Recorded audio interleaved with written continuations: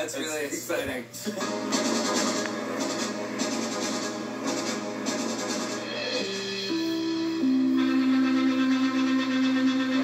This is an NBC News special report.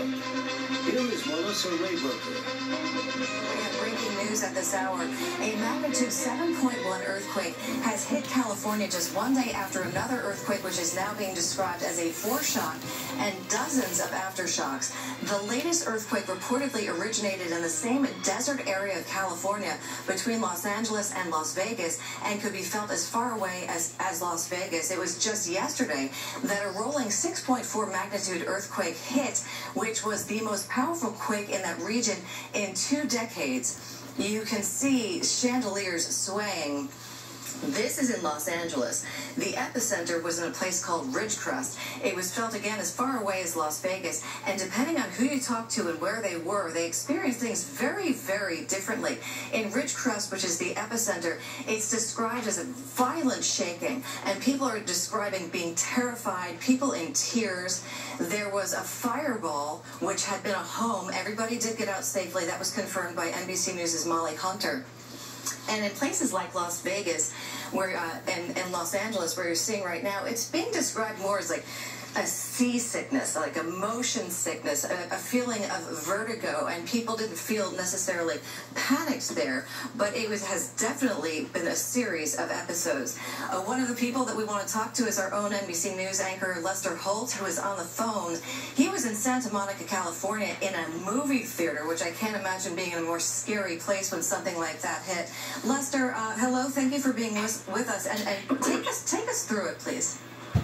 Well, we've all been highly sensitized since the quake yesterday, that 6.41, and, the expectation that there might be further aftershocks we would feel here in the Los Angeles area. So it was on my mind that in the theater, you're sitting there and suddenly it began, and there was no, trying to second guess what it might be. Immediately I understood it was an earthquake. My wife and I look at each other, earthquake, and I don't know if she said or I said or somebody said we're fine, and we were. At that moment, and then it seemed to intensify, and that's the point of it that it became more concerning. And we and some other folks got up, made our way to an exit, went down several flights, and exited on the street level. We didn't quite know what to expect when we got out. The intensity of it made me think that we might encounter damage. There was no panic. One woman, however, was sobbing and having to be consoled by her husband as they made their way out of the theater.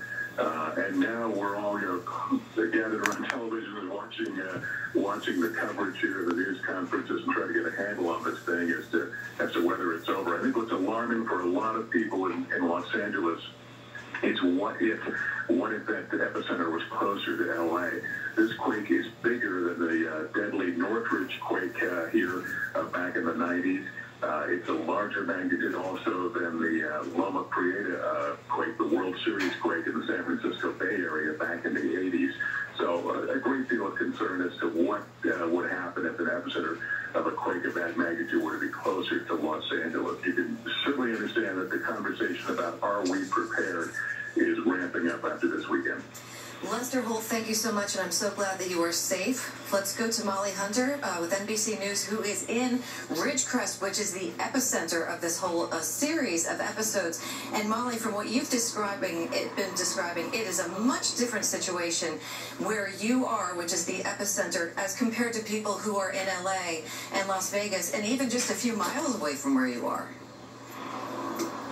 That's exactly right. I've never experienced anything like this. I also was born and raised in California. I was in Los Angeles for that 6.4 on Thursday. I felt the 5.4 this morning around 4 a.m. and nothing compared to that 7.1. So our hotel is actually just over here. I'm just going to have Court pan over just so you can see the complete darkness. We're totally out of power, but we were sound asleep in our hotels.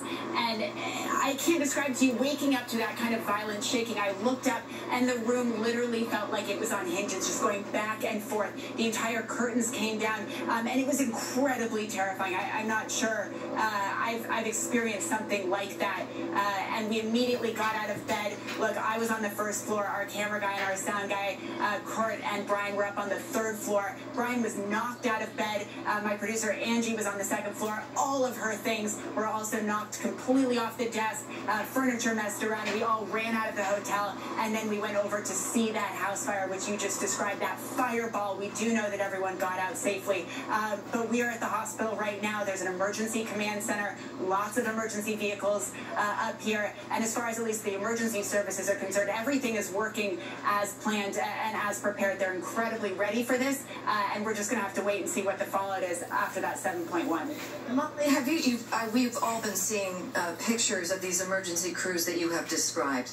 Have you witnessed them going, searching structures and taking a look at the roads? I know it's dark, so I can't imagine how they're even accomplishing all of this that they need to do. But have you seen that? We saw it earlier today because after the 5.4, everyone was pretty freaked out, and officials said they were going to have to go out and actually look at some of these bigger buildings to see if there was foundation damage or structural damage that wasn't apparent to the naked eye. Look, some of these smaller structures like mobile homes, we can see if they're off its foundation, but the worry is that something like this, the hospital, that there's internal foundation damage, and so they had actually evacuated patients on Thursday out of an abundance of caution because they were nervous there might be some structural damage. But look, at this hour, we haven't seen any necessarily emergency vehicles going door to door. It's just too dark and too early right now. A very long, hard job ahead of them. Molly Hunter, thank you so much. We will have continuing coverage of this earthquake on MSNBC and this NBC station. I am Melissa Rayberger, NBC News, New York. So he still remains. And there's sound effects as well.